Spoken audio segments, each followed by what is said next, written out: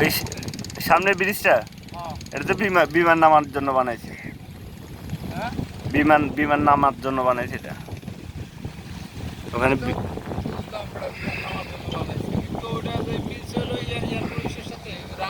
হ্যাঁ রানওয়ের সাথে, ওটা তো রানওয়ে ব্রিজ। কোথায়? না না, এটা এয়ারপোর্ট, এয়ারপোর্টের জায়গা এটা।